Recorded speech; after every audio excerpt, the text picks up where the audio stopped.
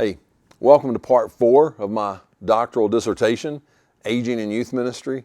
If you haven't watched the other ones, you may want to go back and watch those, but this today focuses on the 40-somethings.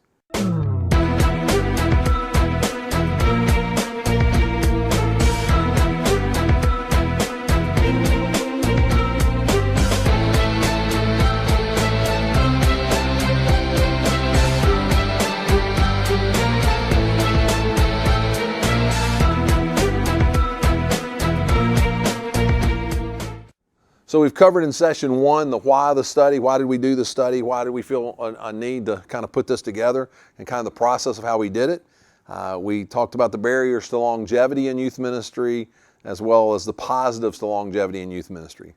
Then in the 20-something, we looked at what I call the peer stage of youth ministry, the 20 to 29-year-old, when you operate more as a peer than anything else with teenagers. And then last session, we looked at the 30-something, which I call the mentor stage.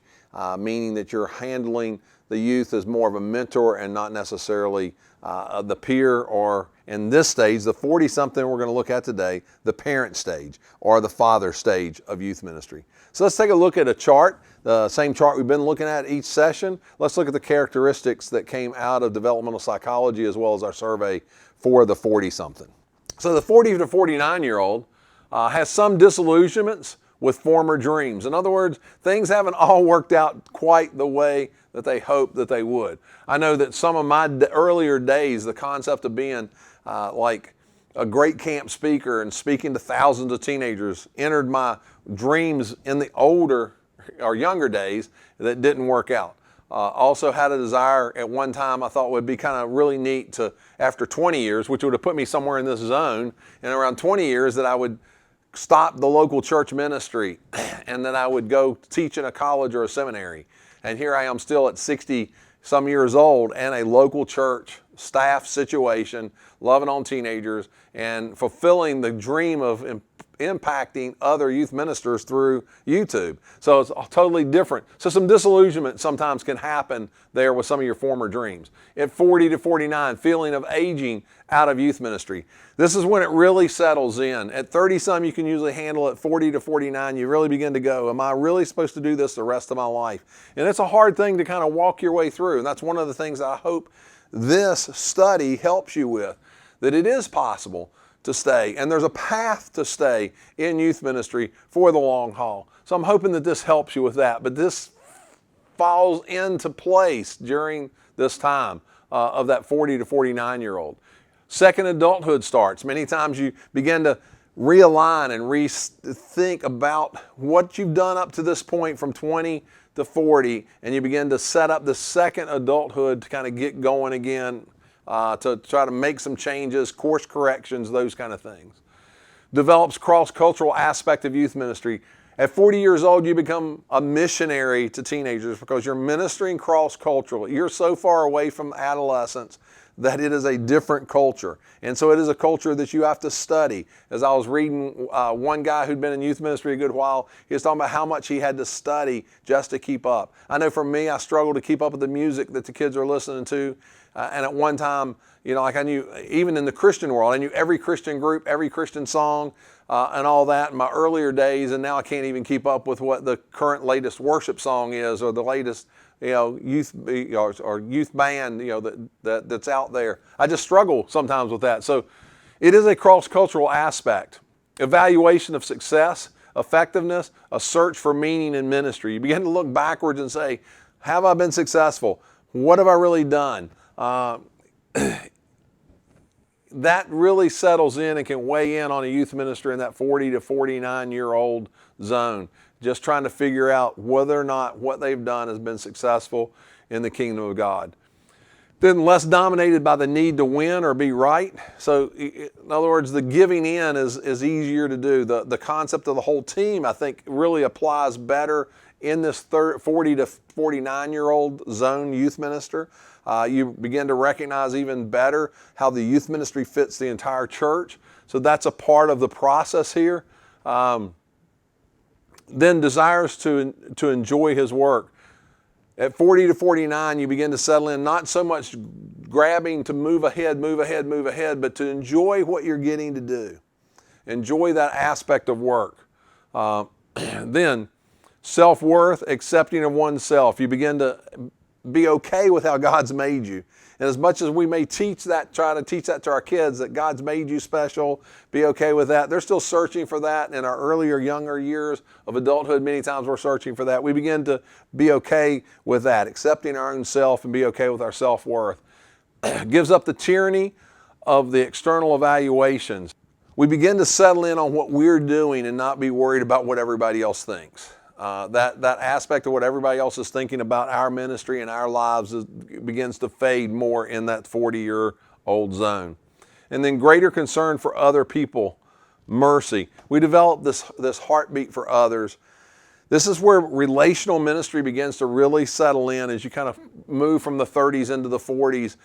Relational aspects of ministry settles in so much deeper for us. Midlife crisis sets in. Sometimes that's a struggle for us because we're like, you got this pressure up here of aging out of youth ministry. You add to the normal midlife crisis concept of reevaluating of your life, and you're going like, I don't know, is it time for me to go be a pastor somewhere? Is it time for me to move out of ministry? You know, did I really make very many accomplishments in my ministry? And so this midlife crisis can set in even in a youth minister. And then some leave ministry or serious contemplation of leaving ministry. It's one of those things where you begin to wonder what if and why did I do this, and sometimes even in that you find yourself moving out of ministry. Sometimes you move out of ministry because at this age, if something goes wrong in your church, getting hired at the next church as a youth minister seems almost impossible. And I can tell you that it is almost impossible without God's intervention because so many churches look back here. It's one of the reasons I wanted to do this dissertation is I'm hoping that some search committees will better understand some of these older ages that they could possibly consider in this process of hiring. And then develops a father figure with students. This is where I call the father or parent figure in student ministry. So let's look at some things about the 40s. This is the father period. It's called in the flourishing 40s in developmental psychology. Because it's where a lot of this other stuff from the past begins to settle, and you begin to accept kind of what's happened in the past and who you are, and in that you have this opportunity to flourish, to move forward as you process through these kind of things. You're still young enough in your 40s to have energy, but old enough to have experiences and knowledge. You've added now up 20 years of ministry experience for some, 15 to 20 for most. That's all in the back that you've worked your way through, and so you've figured out things, you've learned some tricks of the trade, all those kind of things, and then you still have a good level of energy to be able to continue to do ministry. During this time in the 40s, you have an opportunity to process what you wanted to accomplish, your dreams that you had in your 20s, to the reality of the ministry that you have and the legacy that you're going to leave. This concept of impact in the body of Christ. You have that opportunity during the 40s to really see that begin to take hold. I know for me in the 40s and then into my 50s, but definitely in the 40s, I had been doing ministry long enough that I began to see some young men and some young ladies who were going into or be in the ministry that were directly there because God had called them in the influence of the youth ministry that God had blessed me with. And so you begin to see some of those results or just some of those aspects of what you get to see within youth ministry. And a lot of times 40s is when you begin to really notice those, and those begin to take shape. Cross-cultural ministry becomes evident for the 40-something student minister who works with the students. You just don't know everything you used to know about the youth culture. And so many times it's one of those things where keeping up can become harder and harder. You got to think in terms you are basically a parent of a teenager, and just like parents don't know everything their kids are doing, even though they try. You can't keep up with everything that they're doing. And I guess 3 to 6 weeks ago, 8 weeks ago or so, I had a teenager. You want me to do a video on TikTok for her? And I was like, no, I don't think so. At that stage, it was the first time I'd ever heard the words TikTok except describing a clock. I now know what TikTok is, but at that point I had no clue when she first threw that out there. Why? Because it's hard to keep up with their culture on an ongoing basis. Then midlife and the questioning of one's belief system during this age bracket will include questioning about staying in youth ministry. Once again, that pressure is probably the strongest in your 40s for moving past youth ministry, to moving to what's next, as in the concept of pastoring or associate pastor, educational minister, something out of the youth ministry, out of the trenches of working with youth. The pressure is probably the greatest in your 40s.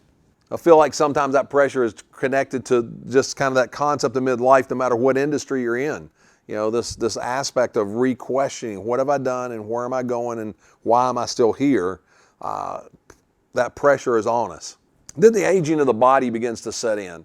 It's a little harder to get up in the mornings at retreats sometimes, and sleeping on air mattresses on missions trips is just a little harder. Keeping up with the teenagers and playing ultimate frisbee can be harder.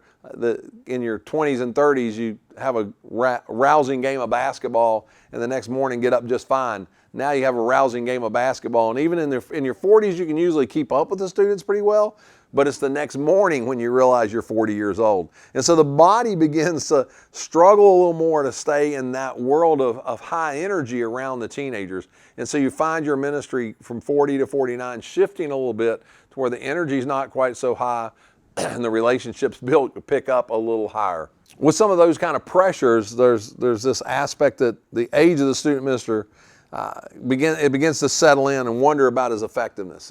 Because you can't keep up with all the culture, you begin to go, am I effective? Should I move out of the way? Should I let somebody else there? You know, how effective am I with students?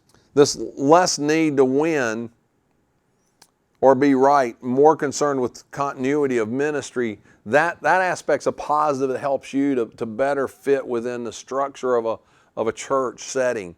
It's not so much you're just the youth ministry over here, but you're a ministry within the church, and you begin to understand that. You begin to know how to give and take within a ministry, and can be a very strong positive for churches, especially a more established church that's not looking for that radical youth minister to work with their teenager. It is very much harder to stay current with the youth culture at this age. The youth culture tends to go by. It is very much a cross-cultural ministry that you're into when you're in your 40s. You are moving, as I said, this is the parent time. You move from mentor to parent. And there's different classifications around that. The mentor kind of is overseeing a teenager that's close to their age. They kind of operate in that way. A parent figure is you have more authority over the teen. They see that as authority, but you also have some of the distancing at times because you are kind of that authority. You're that parent figure with that teenager. And so sometimes that fits in, but just as a teenager can love their mom and dad and love how much they care about them, that parenting figure that you can bring into this role, you can show the love of Christ to these teenagers and care for them in that way and be kind of a nurturing parent in that role when you allow God to work through that parenting aspect of youth ministry. And then at this age, a youth minister in the 40s understands how to run a student ministry. They've been doing this for a good while. They've got systems in place that they've built if they're a good youth minister. And so in that, there's a reduction of management time that's required. Student minister can get things done quicker and make things happen quicker than the younger and still be very, very effective. Why? Because they've created systems, because they understand the ins and outs. They understand where they need to cut or block and hone and pull in because of their years' experience. And so they find themselves being able to get things done more efficiently, which gives them more time to do some other aspects of ministry. And one of the critical things of this time is that discipleship begins to be moved from this aspect of programs towards relationships. The 40-something begins to really understand the importance of discipleship around relationships. And so the teaching time is not near as important as the hangout time. The teaching time and what you give out to the students in a biblical teaching isn't as important as living the Bible out beside your students. At this age, they're looking, the 40-something, the parent is looking for that connection to teachable moments where biblical teachings are hung on events as they happen. And so that youth minister is looking at their students, looking for opportunities to pour into them Christ as they walk together. It's probably one of the biggest things about the 40-somethings that would be attractive to a church, is to see that take place. And then the application for search committees for the 40-somethings, here's some things that I put down. First would be that they have the experience to run a good student ministry. They're going to run a solid student ministry. If they've been in youth ministry for this many years, they're going to have a good handle around youth ministry for you. They've developed a practical ministry approach so they understand how to do youth ministry. They've figured out the theory, brought it into practical. They've thrown out some stuff, they've added some stuff, and they've come up with really a good approach. At 40-something, the student minister usually understands the church as an organization. So they begin to understand the bigger church and not just their youth ministry that's connected to a church. And so you see more unification and understanding of the total life of the church, including the parents of the church. And so you see this unity that begins to form in the 40-something youth ministry. As I've said before, the role changes from mentor in your 30s to parent figure in your 40s. And I also want to say, if a church has a large number of broken homes, that church should consider a 40-something as a student minister. Why? Because those students are looking for somebody that's a parent figure, because their parent figures are shattered with the divorce, with dad and moms. A lot of times in the dad-mom situation in a divorce, they're not getting along. So there's a tension. There's a compare mom to dad, dad to mom when the kid goes from house to house. And so having a consistent godly figure that has a father or mother parenting figurehead over top the student is excellent. So a church that's got a lot of broken homes, this is one of the key age brackets to consider in hiring for your student ministry, would be somebody in their 40s. Thanks for watching this session of student ministry in their 40s. In the next session, we'll tackle student ministries in their 50s. Don't forget, I'd love for you to subscribe to the youth channel. After I've finished with my dissertation in the next couple of sessions, I will be then looking to weekly put together some practical advice to student ministry. Thanks again for watching. I really appreciate it.